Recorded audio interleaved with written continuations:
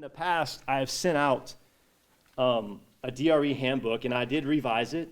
I took what was already there, and I updated it. And I sent it out to people that were brand new or people that were seasoned. It didn't really matter. And I think the most important page in the DRE handbook that I sent out to you as a PDF in this update, we updated it, it's 2025, we did it in 2022, is page 10. So this is a great way to go into, that's not on your slides. And if you want me to resend it, I can resend it. But for you as a DRE, I think when people come to me and they say, okay, I'm a new DRE, what do? I have some say, this is the first thing I want you to do. I want you to go sit in front of the Blessed Sacrament. I want you to read this page very what? Carefully, and I want you to pray about it. And like everything else, I'm not here to toot my own horn, but I can tell you with a certainty that for 16 years as a layperson, I have given the Lord an hour of my day every day since I found out about my son's diagnosis in 2008 in utero. Whether I was teaching in a Catholic school or I started working here at the Chancery. 1 hour of every day in adoration. I went this morning, before I came here with you guys, I offered a rosary for you, for your pastors, and for this presentation. So, burnout, you want to avoid it? Jesus says he's the vine, you are the branches. Abide in his love. If you abide in his love, you will bear fruit. And apart from him, you can do nothing. Let me say that again. Apart from Jesus, we can do absolutely nothing. But we lose sight of that. And sometimes there's a temptation when you work for the church that your job becomes your faith life. It's not. That's your what? It's your job. Your personal relationship with Jesus Christ is something completely what? Separate from that. And if you don't take care of that first and foremost, you will be the vine, on the vine instead of being the thing that bears fruit. You will bear no fruit, and he'll have to clip you from the branches. So we have to spend time in prayer, and not just vocal prayer and spontaneous talking to God. A deeper form of prayer, meditation, first and foremost, and then over time through perseverance and patience, which I'll talk about more in a few minutes. God will lead you into contemplation. And contemplation doesn't necessarily mean you're going to be levitating in front of a tabernacle like Thomas Aquinas or having these locutions like Catherine of Siena. That's something that happens for for like a very, very small percentage of people that God allows to have that gift this side of heaven. But just because you're not experiencing that, if you do these things the way that, these exercises, the way that they're presented, and you do them sincerely in perseverance and prayer, God can and will lift you up into meditation.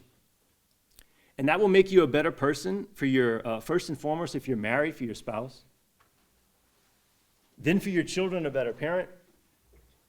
Then for you as, your job at the parish, for your catechist. And then for the whole parish in and of itself. And maybe even for your pastor. Okay, and J.D. Vance was right. There is an ordo immortis. Thomas wrote about it. There's an order of love. There's a hierarchy of goods. There's a hierarchy of things we should prioritize in life. Because God is ordered, and in any ordered creation, there's a hierarchy. And yes, God loves us all in a sense that he died for us, but we experience God's love differently based on the amount of love we reciprocate back to him. So I might get to heaven and you might get to heaven, but my experience of heaven might be something completely different than yours. You won't know the difference. The amount of love you gave back to God might have been a thimble, and they'll be completely full. And you'll be completely satisfied. But if somebody like Mother Teresa gave him a jug, her experience in heaven is going to be a little different than ours. We're both in heaven, and God is a God of merit, and he doesn't love us all exactly the same. He loves us based on the way we reciprocate that love back to him.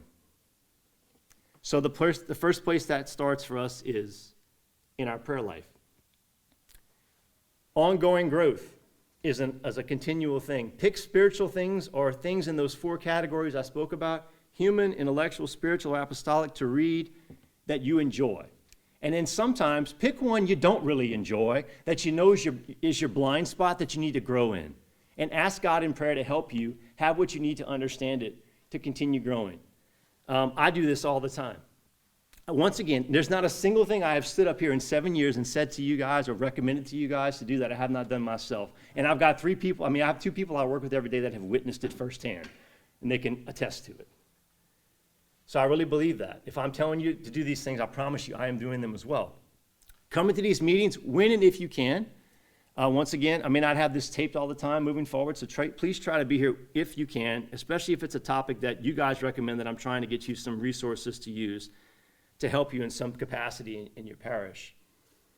You have the power to mentor and disciple people that are your catechists. Take the stuff that you're getting here and bring it to them. Try to create environments, even if it's only once or twice a year in the cycle, where you can do this with them. And if they're not really open to a disposition for it, even though they're feeling a need, they may not be the best person for the job. And there are some workshops in the DRE track. I know a lot of you are working in the DRE track on Franciscan because I'm getting a lot of submitted electronic submissions for that. There's one on how to recruit, train, and maintain catechists, and it has some really great information. So maybe if that's one you could think about toward the end of the meeting, we could go over. If we haven't done together, we could maybe do a couple of those in the next set of meetings from Franciscan. But that'll give you some ideas. Once again, you need to do retreat for yourself. You need to go on vacation sometimes. You need to step away sometimes. You need to turn it off sometimes, but that doesn't mean you turn off you and God. You just turn off what you have to do at the church. Okay, I've got to get out of here pretty frequently because in the past 7 years, you think you have bad burnout? I've had burnout too. I've wanted to walk out of here and not do this anymore. And what keeps me here is me being tapped into the vine. So I don't know if you're doing these things or not, but when I speak to some of you, not necessarily people in this room, but a lot of people, I get a lot of individual phone calls, and they tell me things. They're not making time for this. They're prioritizing other things of their time and not prioritizing these things. If you prioritize this first, when those other things come in your life, you will be able to address them better. Just a few things for next year as you begin to start. I've said this many times. I remember when some of the people that were in here first came talk to me when they first started, and we had phone conversations, and they said, Father wants me to change the whole program. I said, don't try to change the whole program at once. Find, by doing an honest assessment of what you're doing, if this stuff doesn't work and it's not meeting the need, if somebody's been doing it for a long time, try to redirect them into a different place in the parish where they can work and provide their gifts and continue to include them. But don't continue investing time, energy, and effort in something that's not producing fruit. Cut that off from the branch, and then find what is working, and then find one tangible goal you can actually accomplish in the next CCD cycle. And then try to work toward accomplishing that one goal, and then build off of that the next year. And before you know it, the next 2 or 3 years, if you're there for 4 or 5 years, you've got 4 or 5 things working that weren't there before, that are producing more fruit and are helping your program to grow.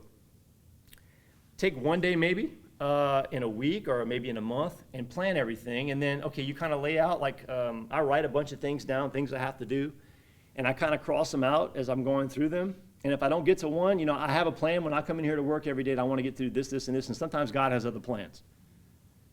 That probably happens to you every day when you go into work. Let that go at the end of the day, and just go to it the next day.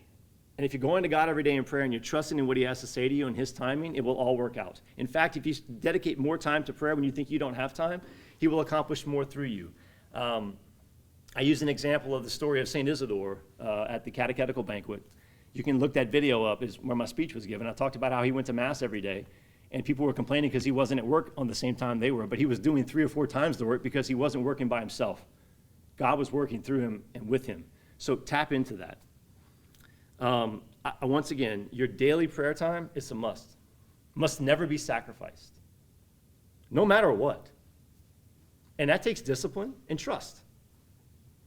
Regardless of how busy things get, if you make time for God, he makes time for everything else. So I quoted, have no anxiety at all. The Lord is near. Make your petitions known in thanksgiving, and the peace of God, Jesus that surpasses all understanding, will guard your heart and your mind and your process. I'm paraphrasing here, but you have to make time for prayer. The next morning, maybe check your list, see what has gotten done and has gotten done, but don't hold yourself to such a point that if you don't do it, you're not successful. That's not true. Maybe God wanted you to redirect in his providence your attention somewhere else that day. That's okay. Also, I think I said this when I first started, and I'll say it again. We live in a culture, whether it's online or in person, when we're having conversations, where we struggle to listen. Actually, what we're doing is processing what we're going to say back to the person that's speaking to us. But if you can actively listen to people, and they feel heard, known, and seen, that changes everything. And your catechists are no different. Even if they have like a temperament, right? We talked about that in the past, that maybe conflicts with yours, but maybe they have a gift and a charism you need. Try to like die to yourself in that moment. And if you practice dying to yourself in personal prayer, it gets easier to do that with the people that you're interacting with every day. So these 2 pages to me are like the most important in that book. And then everything else is kind of just the functional stuff about what it means to be a DRE in a parish. So I want to ask you once again, if you've never done that, maybe take them with you when you go into your prayer and pray about it as you're thinking about and planning this summer what you want to start doing in the fall when you come back for the next CCD cycle.